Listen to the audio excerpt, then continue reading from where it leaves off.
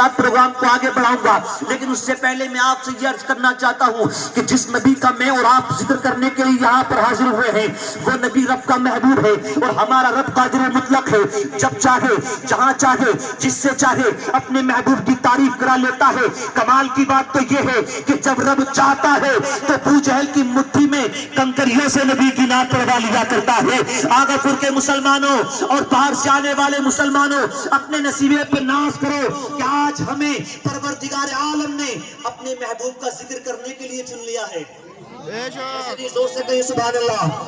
ورنہ جب قادر مطلق ہے، جب چاہے جہاں چاہے جس سے چاہے اپنے محبوب کی تعریف کرا لے۔ رب نے قرآن میں اعلان کیا وَرَفَعْنَا لَكَ ذِكْرَكَ، محبوب ہم نے آپ کی خاطر آپ کے ذکر کو بلند کر دیا۔ کیسا بلند کیا؟ یا تو بلند کرنے والی رب کی ذات جانتی ہے، یا بلند ہونے والی مصطفیٰ کی ذات جانتی ہے۔ رب نے اعلان کیا ہم نے آپ کے ذکر کو بلند کیا، ہم نے آپ کو کانفرنسوں سے بے نیاز کر دیا، ہم نے آپ کے ذکر کو جلسوں سے بے نیاز کر دیا، ہم نے آپ کے ذکر کو مجلسوں سے بے نیاز کر دیا، ہم نے آپ کے ذکر کو جلوسوں سے بے نیاز کر دیا، ہم نے آپ کے ذکر کو کتابوں سے بے نیاز کر دیا، ہم نے آپ کے ذکر کو نصابوں سے بے نیاز کر دیا۔ محبوب ہم تو یہ چاہتے ہیں کہ آپ کا ذکر کسی شخصیت کا محتاج نہ ہو، تیری سیرت کسی تقریر کی محتاج نہ ہو، تیری سیرت کسی تفسیر کی محتاج نہ ہو۔ ہم نے تجھے واعظین سے بے نیاز کیا، مقررین سے بے نیاز کیا، تقریروں سے بے نیاز کر دیا۔ اب اگر مصنف مرتبہ پائے گا تو تیری نسبت سے،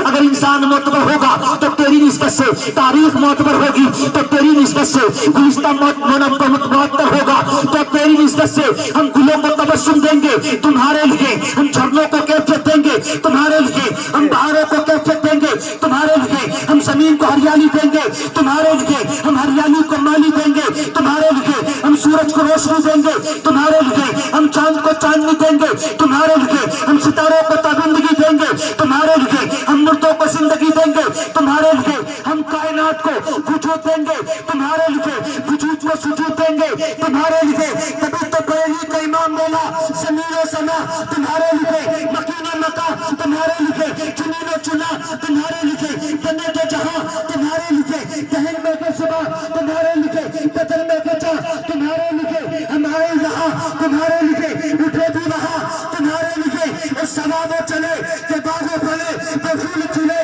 کہ تیہے بھلے، لیوا کے تلے سلام تلے، رسا کی زبان تمہارے لیے۔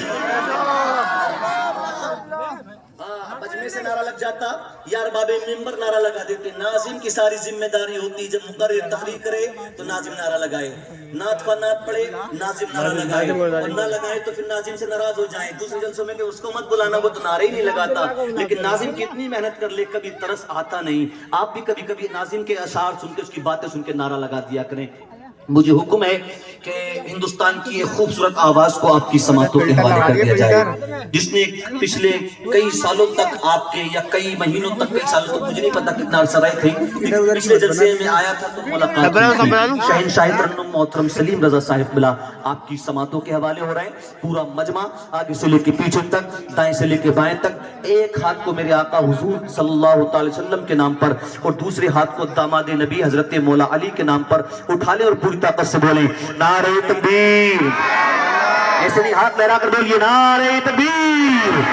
نعرہ رسالت، مسلک اعلی حضرت، جشن دستار بندی، دارالعلوم محمد آغا پور، شاعر اسلام جناب سلیم رضا صاحب قبلہ۔ نعرہ تکبیر، نعرہ رسالت۔ کوئی ذکر ہو لب پہ جو تیرا نام آ گیا، تیرا ذکر کرتے کرتے یہ مقام آ گیا، جسے پی کے شیخ سعدی بلغ العلا پکارے، میرے دست ناتوا میں وہی جام آ گیا۔